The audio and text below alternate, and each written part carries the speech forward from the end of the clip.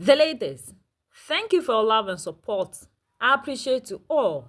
Professor Fadhel, Kaboub, powerful revelation about the hidden structures that were designed to keep Africa poor, so that those who actually do not have what it takes will live in riches. The imperialists kept some strategies, and that is what is still working for them up to date. According to him, these people were having food insecurity, so they decided to create a system that will weaken our production of food, so that they will rather work on that to sustain theirs, and we will not depend on them. So we have destroyed the agriculture sector, and we produce things that we do not eat. And every money that we get, we feed it into their system to buy what we need. And that's why we are importing rice, tomato, maize, wheat, and everything from them. My name is Fadhel Kaboub. I'm a Tunisian economist. I'm based here in Nairobi over the last year and a half as a senior advisor with Power Shift Africa, which is a climate and development think and do tank based here in Nairobi, but we do work across the African continent. I'm also an associate professor of economics at Denison University in the United States. And I serve as a member of the Independent Expert Group on Just Transition and Development. Just like Kenya, Tunisia, you get to have this Independence Day, right? And you get to celebrate the day that you achieved this mega freedom. But I have to start by asking, are we really free? Do you think we are free as Africans? Not really. We have the unfinished business of decolonizing economic structures. Yes, we have our own territory and our flag and our national anthem and football teams and all of that. But that's one particular aspect of sovereignty. But if you don't have food sovereignty, if you don't have energy sovereignty, if you don't have technological sovereignty, then you don't really have full independence. And it just occurred to me a couple of years ago, we were having this conversation with some colleagues. And I thought about my own education, my own experience living in Tunisia. And I thought if we didn't really have a national Independence Day that was a public holiday, that was celebrated, I wouldn't have known from my education that we were colonized. Whoa. And I wouldn't have known from my education as an economist that those economic structures that were designed during colonial times were still persistent to this day. And that is a problem across the global south, across Africa in particular, that our own education doesn't really equip us with the skills, with the tools to help us decolonize our economic structures. And you see it in the form of this external debt, for example, that we have. It sounds like a problem that we've created, right? We're the ones who are borrowing. Our politicians and leaders are maybe mismanaging the resources, and some of it might be true. But then deeper under the surface, you realize that there are colonial structures that were imposed on us that actually reproduce the debt trap. And when you're in debt, you're dependent on external lenders and the conditions that they impose on you. And the conditions they impose on you tend to push you deeper into those structural traps. So, for example, if you think of the colonial economic design that was imposed on us, it was designed to do three things. Number one, we're supposed to be the place for cheap raw materials for colonial powers, for the industrialized world. We still play that role today. Number two, we're supposed to be the consumers of technology and industrial output from the global north. We still play that role today. And number three, and most importantly, we were supposed to be the place where obsolete technologies, assembly line manufacturing that they no longer need, is outsourced to us under the label of development, job creation, cooperation. But effectively what it does is that it locks us at the bottom of the global value chain, at the bottom of the hierarchy. And we still play that role today. So of course, these are colonial structures that persist, but we have to remember that colonialism was not designed for development. It was not designed for justice. It was not designed for democracy. It was not designed to produce systems that respect human rights. Colonialism was a system that was violent, abusive, extractive, hierarchical, non-democratic. So why do we today expect the same architecture that was not designed for justice or development? Why do we expect it to produce democracy or justice or development? It cannot. And that's why we always say, in the context of climate discussions, we say we can't decarbonize a system that hasn't been structurally and economically decolonized yet. Similarly, we can say we can't democratize a system that hasn't been structurally and economically decolonized yet. Because you can have the most progressive constitution, the most transparent elected officials, the most transparent elections and everything. And then you elect your cabinet. Now they're in office and they're sitting and they're supposed to deliver the mandate that their people have asked them to deliver. And they realize that they can't, because the number one priority on their budget is to pay interest on the debt. So they're in a debt trap. So by the time you prioritize all the basic necessities that are part of a global economic architecture that is extractive, there's nothing left in your budget. There's no fiscal space to actually meet the democratic mandate. So you have two choices. You either throw democracy under the bus and ignore your people's aspirations and continue on the same path of colonial extractivism and post-colonial extractivism, or sit down and start to struggle with the existing structures. You may even have to default on paying the external debt so you can actually meet the needs of your people and serve the democratic process. And unfortunately, that's a very hard choice to do, especially if you're alone.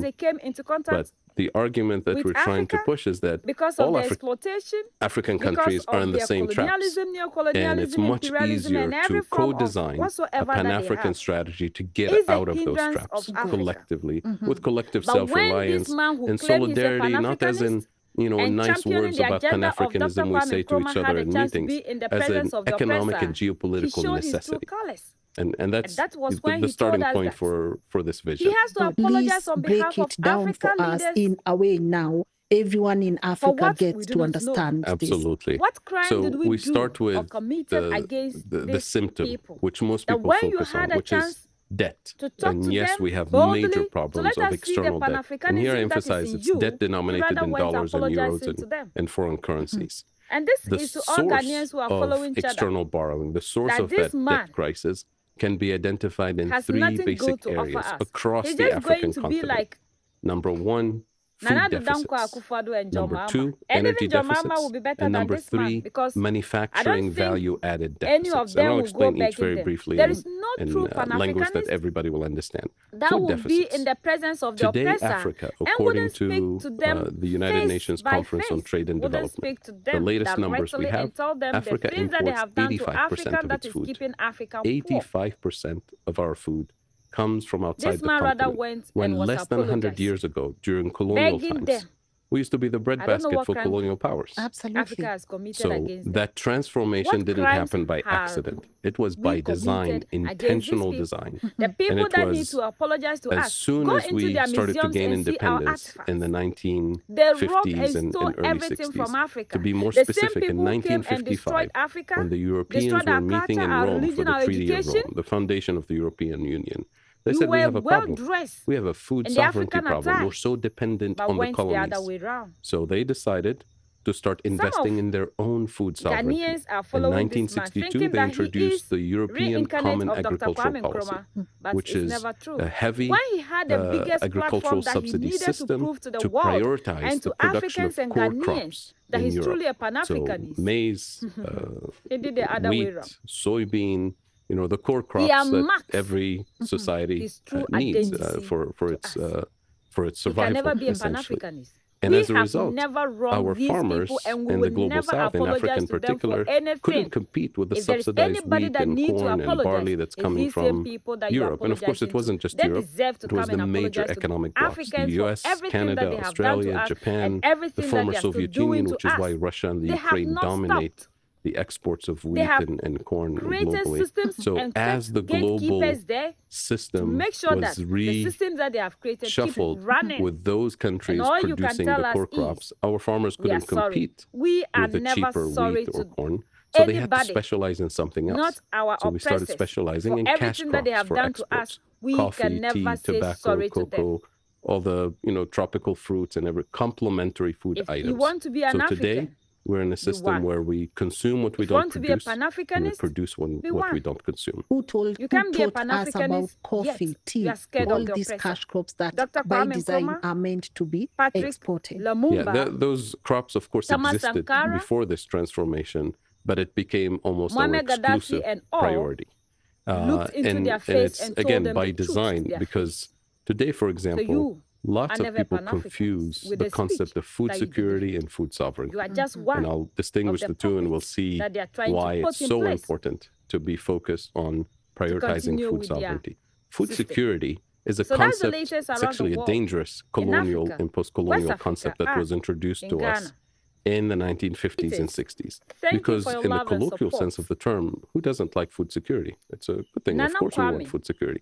But it's popularly a, known as yes, but it's a Cheddar technical in term. Africa, It's not a colloquial term in that Ghana, means the following. contesting for the It means you presidential secure the seat caloric in Ghana. nutrition of your And people, this man either by traveled to producing the food yourself or the by United buying it from Kingdom, abroad, which is and what he we do, delivered or even worse, a by hefty borrowing money speech. to buy it from abroad, which is These part people of the who debt came trap, or even to worse, colonize by us, receiving it we as food know they are aid. the reason to Food which aid is the worst thing you can do to Africa, your farmers. They Ghana can't is compete suffering. with We are where free we are food because coming of from their abroad. policies, And that's because precisely they what came into happened in the contact 1950s and with 60s. Africa, To deal with that because of their disruption, when farmers exploitation, gave up because producing of their corn and wheat, colonialism, we actually had neocolonialism, shortages, imperialism, mini and every famines form across of the continent. whatsoever that they And to have fix those mini is a famines for countries hindrance that of didn't have Africa. cash immediately But to when buy this man food, who claimed we he's a received food aid. Pan-Africanist And that and was championing the the agenda final of Dr. Kwame nail in the Nkrumah had a coffin chance of to be our in the food presence sovereignty. of the oppressor, And that he means showed his now true the colors. priority is And we that was produce when he told coffee us and tea that and tobacco and he has bananas to for apologize on exports, behalf of get African dollars, leaders and then import the wheat and corn for and what barley and we the do not rice know.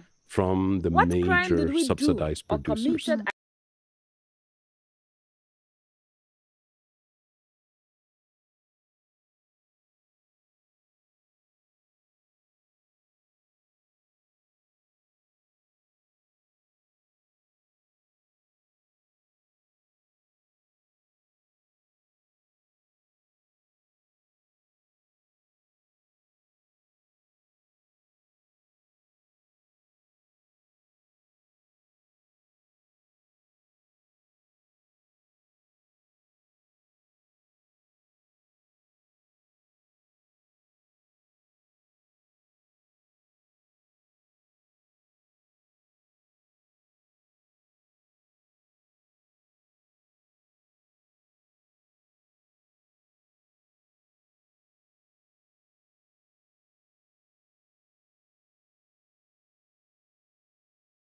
These are the things that we actually need to survive.